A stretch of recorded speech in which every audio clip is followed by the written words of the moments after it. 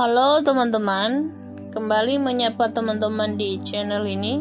Saya berharap teman-teman semua dalam keadaan sehat dan selalu dalam lindungan Tuhan yang Maha Kuasa.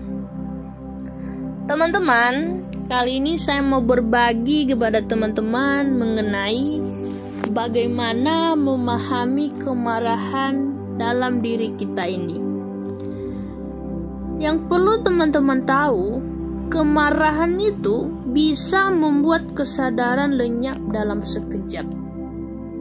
Kemarahan itu bisa menimbulkan fisik menjadi sakit, seperti jantung berdegup sangat kencang, badan bisa menegang, dada terasa sesak.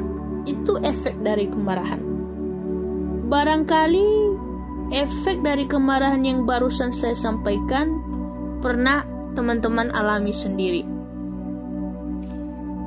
Kemarahan selalu datang berkunjung setiap waktu, selama kita masih ada di dunia ini. Tetapi teman-teman, itu semua tergantung bagaimana kita memahami kemarahan sebagai jalan pembebasan bagi diri agar terlepas dari penderitaan.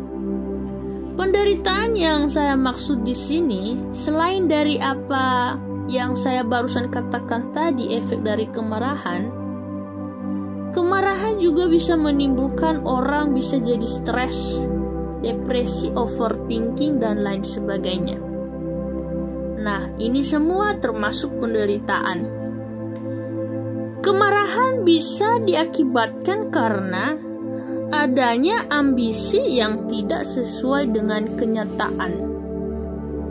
Orang bisa marah karena kenyataan yang di depan matanya tidak sesuai dengan keinginannya, sehingga itu membuatnya marah.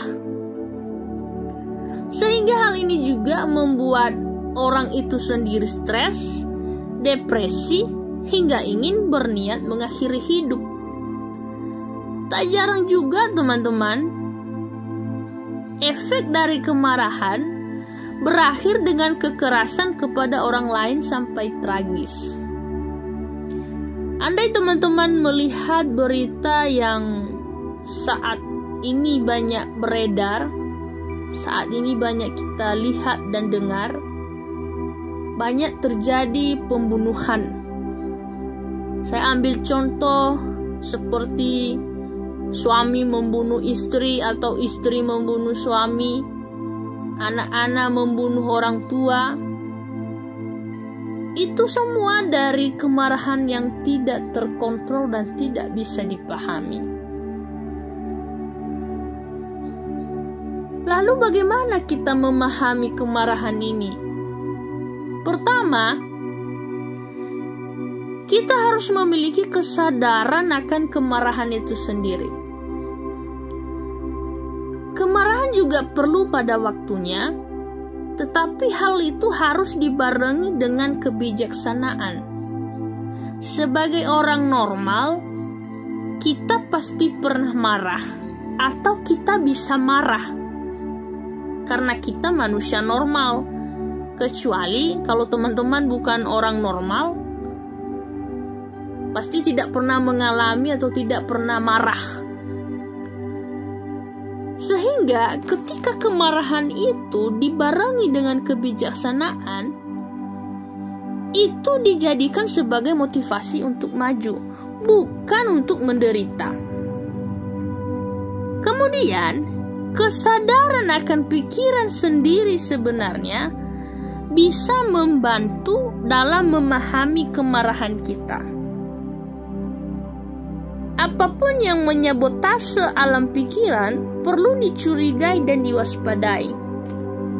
Karena sumber segala sesuatu ini juga berasal dari pikiran kita sendiri. Kalau kita bisa mengelola dan memahami pikiran kita sendiri, bisa mengontrol pikiran kita sendiri, hal-hal itu bisa mencegah pikiran-pikiran negatif muncul. Karena pikiran ini bisa merubah neraka jadi surga dan surga jadi neraka, teman-teman. Makanya kita juga perlu memahami atau sadar akan pikiran kita sendiri. Kemudian cukuplah sadari saat ini dan sekarang ini. Tidak perlu memberi arti sendiri pada isi kepalamu yang sebagian besarnya itu tidak pernah terjadi. Disinilah kebanyakan orang, dan termasuk saya sendiri, sebelum saya mampu mengelola pikiran saya sendiri juga, saya pernah mengalami hal demikian, teman-teman. Saya lebih percaya pada suara-suara di kepala saya, lebih mengiyakan suara-suara di kepala saya, padahal sebenarnya itu tidak pernah terjadi. Sebagian besar, teman-teman, tidak pernah terjadi. Makanya saya mau berbagi kepada teman-teman, karena ini pengalaman saya sendiri. Jangan mempercayai suara-suara yang ada di dalam kepalamu. Saya bisa pastikan 99% itu tidak pernah terjadi. Apalagi kalau suara-suara di kepala kita itu kita benarkan sendiri, kita tanya sendiri, lalu kita jawab sendiri. Sudahlah itu. Makanya saya mau katakan kepada teman-teman, curigalah pada pikiranmu sendiri. Jangan sampai pikiranmu sendiri itu yang menghancurkanmu dan menimbulkan sesuatu hal di dalam dirimu yang tidak baik dan tidak memajukan dirimu sendiri.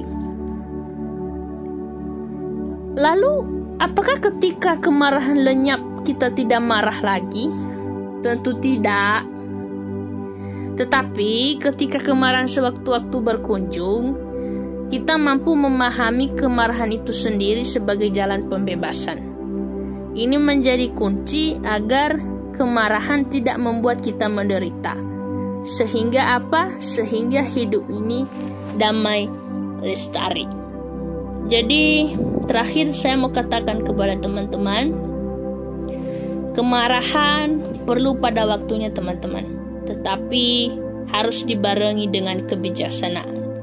Karena kemarahan yang tidak bisa dikelola dengan baik, kemarahan yang tidak bisa dipahami dengan baik, akan berujung pada hal yang tragis, yang merugikan diri sendiri dan juga merugikan orang lain.